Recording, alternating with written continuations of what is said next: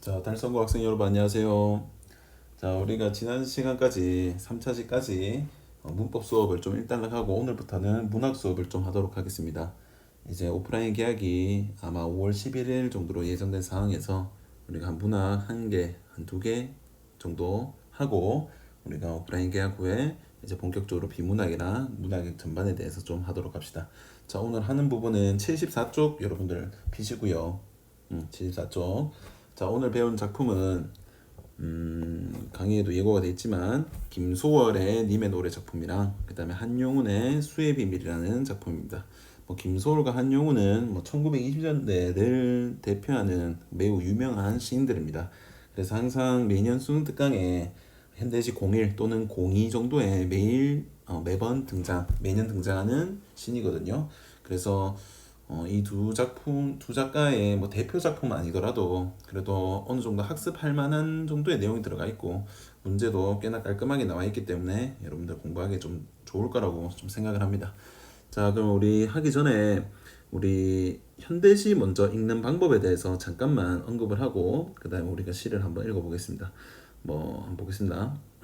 이거는 제가 학교에서 칠판에 필기를 하고 가져온 건데요. 여러분들 한번 볼게요. 자, 일단 시 읽기 방법 이렇게 되어 있습니다. 뭐 사실 거창한 건 아니고 우리가 여기 제가 세 개를 나눴잖아요. 꼭 이 단계를 해야 된다는 이런 의미는 아니고 요 세 개 정도는 머릿속에 그려나가면서 좀 하면 좋겠다라는 여러분들에게 권장하는 사람들 권장. 특히 뭐 안정적으로 1등급 나오는 학생들이 아니면 좀 스텝 1, 스텝 2, 스텝 3 이런 식의 습관을 잘 들려서 앞으로 입에서 수능 특강이 든 기출 문제든 좀 공부하면 좋겠습니다. 자, 큰 내용이 있는 거 아니까 한번 보겠습니다. 자, 일단 첫 번째는 보기를 통한 힌트를 얻기. 자, 여러분 이거는 현대시뿐만 아니라 고전시가도 마찬가지고 고전소설, 현대소설, 극수필, 갈래복합 다 마찬가지입니다. 근데 특히 문학이 전체 갈래 전체에서 꼭 적용되는 중요한 거다. 그래서 보기에는 거의 이 작품에 대해서 낯선 작품에 대해서 설명해 주는 부분이 많기 때문에 보기를 먼저 읽어서 이 작품이 대략적으로 이러한 내용이구나, 이러한 내용이 흘러가겠지라는 거를 미리 예측을 한 다음에 좀 읽어가면 좋겠습니다. 여기서 중요한 거는 예측입니다. 예측하라. 작품을 예측하라. 자, 그다음에 이제 두 번째는 여러분들 제목을 보고 읽어라. 근데 읽으면서 그냥 글자만 읽으면 의미가 없고요. 여러분들 여기 제가 표시한 거 있죠? 시적 상황과 정서 및 태도, 특히 정서 및 태도 정말 중요하지. 시에서의 핵심은 정서 및 태도입니다. 서정갈래라고 하는 게 그 정자가 바로 그런 시적 화자, 말하는 사람의 기분, 감정을 의미하는 문항이거든. 그래서 이 시적 화자가 어떠한 정서를 느끼고 있는가, 요거를 파악하는 것이 바로 시에서 핵심입니다. 근데 요거 두 개를 정말 기계적으로 정확하게 파악할 수 있다면 좋겠지만 우리 아직 수험생의 입장에서 우리가 전문적인 뭐 문학을 전공하는 사람도 아니고 우리가 시인도 아니기 때문에 무척이나 어려운 건 맞아요. 그렇지만 우리가 대략적으로라도 꼭 좀 파악할 수 있도록 합시다. 대략적으로 파악하기. 대략적으로. 그래서 시 공부를 3학년 때 좀 많이 하다 보면 2학기 때쯤이면 제목만 봐도 1년만 읽어도 대략적인 이런 상황이구나, 이런 정책이구나 라고 하는 걸 깨닫게 됩니다. 이건 제가 계약하면 좀 자주 나오는 정서 및 태도, 상황 이런 것들 한번 정리해 주도록 하겠습니다. 이런 것들은 또 반복돼서 나오는 경우가 많기 때문에 여러 번 문제를 많이 풀어보라. 그 다음에 이제 세 번째가 이제 바로 시어. 우리 시험에는 무조건 나오죠. 뭐 기억에서 미음 이렇게 해놓고 이 의미로 적절하다는 것은 뭐 내신 시험에도 많이 나오고 모의고사에도 많이 나오고. 근데 이 시어라고 하는 게 이것도 마찬가지로 시어를 볼 때는 요 시적 상황과 정서 및 태도에 맞게끔 시어를 해석할 줄 알아야 된다. 특히 이런 시적 맥락과 그다음에 뭐 앞에 뭐 수식어, 그다음에 뭐 서술어, 시어를 둘러싼 서술어 이런 것들을 잘 보면서 시어의 의미도 대략적으로 느낄 수가 있어야 된다. 특히 정상적으로 읽었을 때 이 시어가 적어도 긍정인지 부정적인 의미인지는 감이 서야 된다. 이런 말을 하는 겁니다. 시어의 의미를 우리가 내신 공부할 때처럼 쌤이 칠판에 뭐 필기해 주는 것처럼 정확하게 도출하기는 어렵더라도 대략적으로 이거는 긍정적인 거, 이거는 부정적인 거 이런 식으로 좀 파악은 할 수 있었으면 좋겠습니다. 하여튼 이렇게 세 단계 꼭 이렇게 세 단계는 안 하더라도 시를 읽어가면서 적어도 보기를 통해서 시를 예측해보고 그다음에 제목을 보면서 시를 묵독하면서 시를 읽으면서 시적 상황과 정서 및 태도를 파악을 해보고 그리고 시적 상황과 정서 및 태도 그 다음에 그런 것들을 가지고 좀 중요한 시어들 같은 경우에 의미까지 느껴볼 수 있는 그런 단계까지 되어야지 시학습이 잘 이루어진다고 할 수 있겠습니다. 그럼 이해가 됐습니까? 자 그러면 우리 지문 한번 보도록 하겠습니다. 자 이제 가시부터 할 건데요. 자 우리가 아까 스텝 1이 뭐라고 했어요 여러분? 그럼 보기를 통해서 힌트를 얻자고 했죠. 그러면 보기가 있는지 한번 봅시다. 자 1번은 그냥 뭐 시의 의미고 2번도 뭐 시 구의 의미이기 때문에 뭐 힌트 될 만한 건 없어요. 근데 3번 같은 경우는 이제 힌트 될 만한 게 좀 나오죠. 자 한번 3번을 한번 읽어보겠습니다. 자 김소월만 읽어보면 자 김소월과 한영은 공통점이니까 전통적인 시가 양식의 소재인 임의 부재나 상실에서 오는 서름과 아픔 이런 것들이 이제 시의 내용이겠네. 주요 내용. 두 시 모두 떠난 임을 그리워하고 기다리는 전통적인 화자. 그러면 이 작품에서는 가와 나 둘 다 임의 부재나 상실이라는 내용이 있을 것이고 둘 다 화자가 떠난 임을 그리워하고 기다리는 내용이 있을 것이다 라는 것을 알 수 있습니다. 여기까지가 우리가 방금 읽었던 게 바로 뭐겠어요 여러분? 공통점이 되겠죠. 이 두 작가의 공통점. 자, 근데 공통점이 있으면 이제 차이점이 나오겠지. 봅시다. 다만 김소월의 작품에서는 떠난 힘을 그리워하며 아픔을 안으로 사귀며 감내하는 감내. 약간 좀 소심한 느낌. 그 다음에 또 김소월이 허무주의로 같은 임을 다시 만날 수 없는 대상. 이렇게 이제 했단 말이야. 이해가 됐나? 그럼 여기서 약간 이 차이점에서 김소월은 파란색으로 적겠습니다. 차이점에서 약간 좀 소심하고 특히 다시 만날 수 없는 이러한 느낌으로 갔다. 그지? 헤어졌으면 이제 님은 다시 안 올 것이야. 이런 느낌으로 가는 거고. 자, 근데 한용운 한번 보겠습니다. 한용운. 자, 한용운의 작품에서는 재회의 당위성이게 되어 현재의 슬픔과 고통을 감내한다. 근데 재회의 당위성, 얘들 당위란 뭐야? 반드시 이루어진다는 거거든. 임과 헤어져 있는 상황은 맞지만 반드시 다시 만날 것이라는 그러한 믿음이 있대요. 그래서 여기 뒤에 마지막에 나오잖아. 당위 현실 반드시 도래할 것이라는 기대. 임은 언젠가 다시 만날 대상. 이해가 됐나? 그래서 약간 한용운 같은 경우에는 언젠가 다시 만날 대상. 그래 약간 좀 의지적인 이러한 느낌도 든다. 앞에 시를 보면 더 이해가 쉬울 겁니다. 자 그러면 우리가 가와 나에 대한 내용 예측이 대략적으로 됐습니다. 그래서 여러분들 이거는 칠판에 여러분들 제가 오프라인 수업을 했으면 이렇게 적어줄 수 내용인데요. 자 볼게요. 자 아까 스텝 1에서 우리가 아까 03번 문제 보기 봤었지. 보기 이거 김소월이야. 가작품의 보기에서 김소월만 정리해보면 임의 부재와 상실 요거는 공통점이다. 맞나? 공통점. 그리움과 기다림 요까지. 근데 화자가 아픔을 견디는 그러한 모습. 그 다음에 임은 항상 뭐다? 다시 만날 수 없는 이런 대상으로 그려놨다는 점. 이해됐죠? 자 그러면 가작품 한번 보겠습니다. 문제 시 읽는 거는 별로 어렵지 않아요. 자 볼게요. 자 그리운 우리님의 맑은 노래는 언제나 제 가슴에 젖어 있어요. 자 이미 중요한 시어가 나왔다. 자 그리움. 자 얘들아 이 그립다. 지금 뭐 했으니까 앞에 그래 이미 부재했으니까 지금 여기서부터 이미 이별했다는 거를 이미 직감이 온다고. 근데 맑은 노래를 옛날에 임과 같이 있을 때 그런 노래를 불러줬나 봐요. 그 노래가 항상 내 앞에 있다 이렇게. 여러분 얘가 지금 뭐 녹음해서 뭐 그런 거 듣는 거 아니잖아. 그냥 마음속에 계속 남아있다고. 이미 계속 생각이 나는 거야. 계속 생각하면 계속 생각나. 자 김나를 문 밖에서 서서 들어도 그리운이란 말 나온다. 우리님의 고운 노래인데 또 고운 노래래. 이건 맑은 노래고 고운 노래. 해지고 뭐 저물도록 귀에 들리고 밤들고 잠들도록 귀에 들린다. 그리고 특히 우리가 이렇게 표시되어 있을 때는 좀 주목해서 읽으면 좋아. A 부분. 자 그럼 A 부분은 문제 안 봐도 되는 느낌 오지 얘들아. 이 두 개는 뭘 말하는 것 같아 얘들아. 해지고 저물도록 24시간 내내 들리는 거. 그래서 얘들아 여기는 언제 어디서든 anytime, everywhere 이런 데서 님의 노래가 들린다는 거야. 님의 노래 들림. 이 님의 노래가 들리는 거는 뭐 귀신이 불러준 거 그런 게 아니라 마음속으로 계속 님을 한다는 거지. 자, 그 다음에 또 보겠습니다. 자, 고의도 흔들리는 노랫가게 내 잠은 그만이나 깊이 들어요. 잠. 아, 님의 노래 듣고 잠이 쑥 든다. 고적한 잠자리에 홀로도 고적한 잠자리에 홀로. 자, 얘들아 이거 뭐야 이거? 그렇지. 이거 두 개는 둘 다 지금 화자의 이런 외로운 처지를 말하고 있는 거죠. 외로운 처지. 왜 외로운 처지겠어요? 이미 물리적으로는 없으니까. 이 외로운 처지. 근데 그러한 외로운 처지에도 님 노래 덕분에 님이 우리가 같이 있을 때 불러준 그 노래 덕분에 이렇게 깊이 잠이 들고 있다. 자, 그러면 여러분들 이때 이 노래는 어떤 기능을 하겠어요, 여러분? 이 노래 때문에 지금 화자가 외롭더라도 지금 잠이라도 깊게 들 수 있는 그런 기능을 하게 해주잖아요, 그죠? 그렇기 때문에 이때 이 노래는 약간 위안을 주고 내 마음의 안정을 주는 역할을 하고 있다. 그 이해됐습니까? 자, 그 다음에 여러분들 이제 중요한 부분이 나옵니다. 그러나 여러분이 그러나 보이죠, 그러나.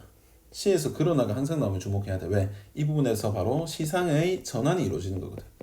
앞부분까지는 내용 그냥 심플했어요. 헤어졌지만 지금 그리운 님의 노래가 계속 내 귀에 들리고 있기 때문에, 그리고 나도 그 노래 덕분에 님도 계속 생각이 나고 고적한 외로운 홀로 지내는 밤도 잘 지낼 수 있었다. 그러나 잠을 자다 깨면 님의 노래는 어떻게 된다 얘들아. 님의 노래는 잃어버린다. 님의 노래는 잊고 만다. 이거는 왜 이럴까 얘들아. 그렇지. 노래는 계속 그렇게 뭐 들리더라도 현실에는 님이 부재하는 그 현실은 아직 변한 게 없기 때문에 슬퍼지는 그런 의미입니다. 그래서 여러분이 마지막에는 이 사연은 이미 부재하는 현실을 확인했다. 현실 확인. 이미 부재하는 현실. 이때 이 정서는 어떻겠어요, 얘들아? 슬픔. 그렇지. 얘들아 아까 우리 복이 기억나니? 복에서 임의 부재. 거기에서 느끼는 그리움이지만 임은 다시 어떻게 한다 했어요. 다시 만날 수 없는 대상. 요까지는 약간 좀 그래도 만날 희망이 있는가 싶었는데, 자다 깨면 님의 노래가 없어진다. 그리고 잊고 만다. 님이 부재하는 현실을 보면서 슬퍼하는 그러한 느낌으로 시가 진행되고 있는 겁니다. 여러분 그렇게 어렵지 않죠, 여러분? 자, 그러면 여러분들 이것도 한번 정리를 해보면, 스텝 2가 아까 우리 읽어가면서 시적 상황과 정서 및 태도를 파악하라 했잖아, 그치? 그래서 눈에 보이는 것만 대략적으로 님의 노래가 계속 들려온다. 그래서 여기는 계속 뭐 위안받고, 그치? 안정을 받았잖아. 뭐 이별한 거는 뭐 당연한 거겠고요. 그리고 그 전체 작품에서 관통하는 게 그리움과 애달픔, 이런 슬픔들, 그치? 그래서 요거는 의지적이지 않다는 것은 아까 이 복이랑 또 연결되는 건데, 여러분 그냥 아픔을 견디고 약간 힘을 적극적으로 찾아내려는 그러한 자세가 없기 때문에, 아픔을 감내한다는 느낌 때문에 제가 이렇게 적어놨거든요. 약간 아픔을 감내한다. 우리 아까 복에서 봤듯이 이런 느낌으로 좀 알아두면 좋겠습니다. 근데 어쨌든 관통하는 전체는 요거. 우리 시험 칠 때는 우리 요 정도만 알아놔도 성공이야 얘들아. 요것만 알아놔도 성공입니다. 자, 그러면 이제 시의 의미. 시의 의미는 뭐 사실 시의 의미가 별게 없어서 한 노래 정도. 이 노래 같은 경우는 이제 함께하는 위안을 주는, 처음에는 이렇게 긍정적인 의미였다. 물론 사연에도 긍정적인 의미지만 2년에서 주로 이제 함께하고 위안을 주는 그러한 노래였다면, 사연에서 어떻게 했어? 자다 깨니까 사라졌다. 현실 확인하면서 노래가 사라졌다. 이런 말도 하고 있다는 거. 자, 그래서 여러분들 여기 일지정지 잠시 해놓고 여러분들 필기를 좀 하면 좋을 것 같습니다, 여러분. 요거 필기하고, 그리고 요것도 좀 필기해 주세요. 아까 요것도 좀 필기해 주시고요. 여기 지문에 적어놓은 것도 좀 필기해 주시고, 여러분들 나름대로 스타일대로 좀 필기를 해주세요. 빨간 펜, 파란 펜, 검정색 볼펜, 샤프 다 써가면서 필기해 주세요. 자, 그 다음에 두 번째 작품 보겠습니다. 자, 우리 두 번째 작품 또 넘어가면 이것도 제가 필기한 거거든요. 자, 보세요. 자, 여기서 이제 한용운 나왔다. 한용운 아까 우리가 정리했잖아, 얘들아, 그지? 임의부재 상시. 요거는 공통점이랬지만 요거는 얘들아 뭐라 했어? 차이점. 어떻게? 아까 김소월은 우린 다시 못 만나요, 님이요 잘 지내요, 이런 느낌이라면, 우리는 반드시 재회할 것이다, 임은 언젠가 다시 만날 것이다 라는 그러한 내용으로 시가 전개된다는 점 꼭 알아두시길 바랍니다. 자, 그러면 지문을 보고 한번 볼게요. 자, 이 시는 정말 우리 한용운 좀 아는 친구들 알죠? 이 사람이 뭐 승려, 그다음에 뭐 독립운동가, 뭐 시인 뭐 이러한 역할로 많이 했는데 정말 시가 매우 역설의 시인이라 그러거든요. 역설의 시인. 그래서 그 표현법이나 이런 것들이 되게 섬세합니다. 섬세. 사실 좀 김소월 같은 작가나 뒤에 나오는 시인 같은 경우에는 굉장히 많은 첨삭의 흔적이 보이거든. 첨삭. 고쳐 쓰는 흔적이. 근데 한용 같은 경우에는 좀 그런 느낌은 좀 덜한데, 그러니까 한마디로 그냥 생각나는 대로 쓴 느낌인데도 정말 세련된 느낌이 많이 드는 시인이에요. 그래서 제 개인적으로는 한용운 시인을 뭐 최애 이런 느낌 아닌데 그래도 뭐 좋은 시인입니다. 그러면 한번 보겠습니다. 자, 나는 당신의 옷을 다 지어 놓았습니다. 당신의 옷. 나 당신. 얘들아, 옷 왜 지었겠어? 그렇지. 이 옷 뭐겠어 그러면? 이거 사랑이잖아. 사랑. 님에 대한 사랑의 상징이죠. 사랑의 상징. 심의도 짓고 도포도 짓고 자리옷도 지어놨대. 야, 님이 잠깐 이별했는데 님이 돌아올 것을 대비해서 옷을 지었는데, 근데 약간 뒤에서 흠칫한 게, 나는 짓지 아니한 것은 작은 주머니에 수놓는 것뿐입니다. 이 주머니를 아직 덜 완성했다고. 약간 미완성했단 말이야. 미완성. 왜 미완성했을까 그러면? 이게 참 웃기다는 거지. 미완성. 여기서 이제 시상에 정말 발상이 정말 뛰어납니다. 작은 주머니에 수놓는 거. 수놓다는 거는 왜 꾸미는 거 있잖아. 주머니에 뭐 별 같은 거 뭐 박아놓고 하겠지. 수놓는 거, 꾸미는 거, 장미를 뭐 그려놓거나. 하여튼 작은 주머니, 옷을 거의 다 지었는데 99% 지어놨는데 1%는 완성하지 않았다고. 왜 그럴까? 그 주머니에 나의 손때가 많이 묻어. 손때 많이 묻어 있겠지. 완성하다가 짓다가 놓아두고 짓다가 놓아두고 계속 짓다가 아니야 아직 완성하면 안 돼. 짓다가 아니야 아직 완성하면 안 돼. 이렇게 손을 많이 왔다 갔다 하니까 때가 많이 묻었대요. 다른 사람들은 나의 바느질 솜씨가 없는 줄 알지만은, 그렇지, 보통 사람이 생각하기에는 야쟤 저 봐라, 주머니 못 찢는 거 봐, 수 못 넣는 거 봐, 아유 바느질 솜씨 부족해, 이렇게 하지만 실제로의 그러한 비밀은 나만 알고 있다. 어떤 비밀인가? 나는 마음이 아프고 쓰릴 때 주머니에 수를 놓으려면, 나는 마음이 아팠을 때, 얘들아 이것도 왜 아프고 쓰리겠어요? 그렇지, 이별, 임의 부재이기 때문에. 임의 부재야. 임이 없어. 마음이 아프고 쓰릴 때 하는 행위가 수를 놓는 거래.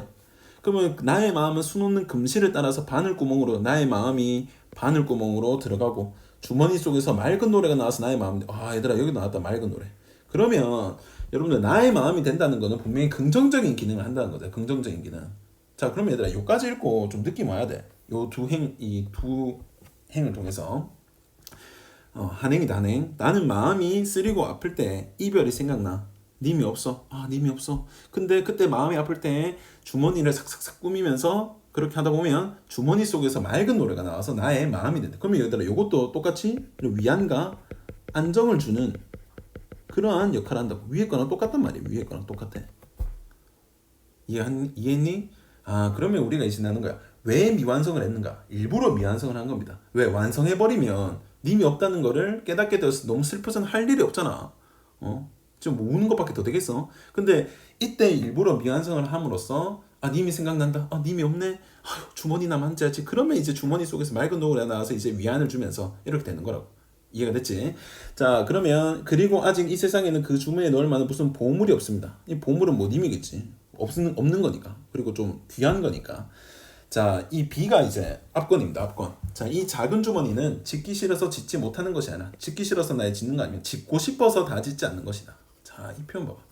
자, 얘들아, 이게 우리가 흔히 말하는 역설이거든요. 역설. 여러분 역설 들어봤죠? 고등학교 1, 2학년 때. 모순된 표현 속에서 어떠한 진리나 진실을 담고 있는 그러한 표현법을 역설이라고 합니다. 자, 여러분 보세요. 표면적으로는 짓고 싶으면 당연히 지어야 되는 게 정상이야. 근데 이 화자는 짓고 싶어서 일부러 안 짓는데.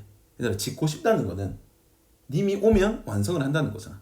이 짓고 싶다는 거는 그러면 이 짓고 싶다는 요거는 어떠한 소망입니다. 소망. 언젠가 하게 될 재회. 미래의 그러한 거야. 근데 얘들아, 이 짓지 않는 거는 뭐예요? 짓지 않는 거. 왜 아직 못 짓겠어? 이 현실이지, 현실. 아직 이별했는 상황이기 때문에. 아직 이별의 상황이기 때문에 님과 님이 떠오를 때 그 아픔을 견디기 위해서 일부러 짓지 않는 거야. 아픔 견디기 위해서. 아픔 견디기 위해. 이렇게 정도 하면 시가 좀 이해되겠나? 자, 다시. 나는 옷을 지어놨지만 일부러 완성을 안 했다. 그 완성하는 이유가 딴 게 있는 게 아니라 님이 오면 완성을 하려고. 님이 없을 때 님이 생각이 나면 너무 완성 다한 상태에서는 할 일이 없으니까 너무 슬프니까 일부러 미완성 시켜놓고 님 생각날 때마다 주머니 만지작만지작 거리면서 노래가 나와서 위안도 없고 이렇기 때문에 일부러 미완성 시켜놨다라는 점 꼭 좀 알아두기 바랍니다. 특히 여기서 사용된 거 역설 좀 알아주세요 여러분. 여기 다시 소망, 이 소망이 있지만 지금 현실 아픔 견디기 위해서 일부러 짓지 않는다는 점 꼭 알아두기 바랍니다. 자 그러면 여러분들 이것도 제가 정리해 놓은 건데요. 상황 한 여러분들 수준에서는 이게 더 쉽지 않았을까? 어쩌지만 주머니 일부러 안 졌다. 왜 일부러 안 졌다 얘들아? 이거 중요하다. 아픔 견디기 위해. 아픔을 견디기 위해. 이 맑은 노래가 주머니를 일부러 안 지음으로써 주머니 만지작거리면 계속 맑은 노래 나오잖아. 이 아픔을 견디기 위해서. 그리고 보물이 없다는 점.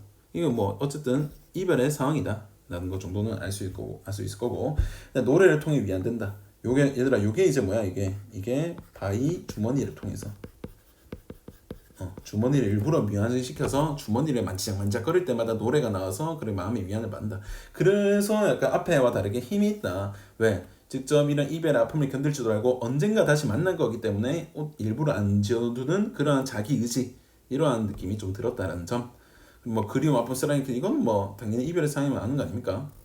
그다음 시의 의미 옷 주머니 노래 보물 뭐 이렇게 나온대요.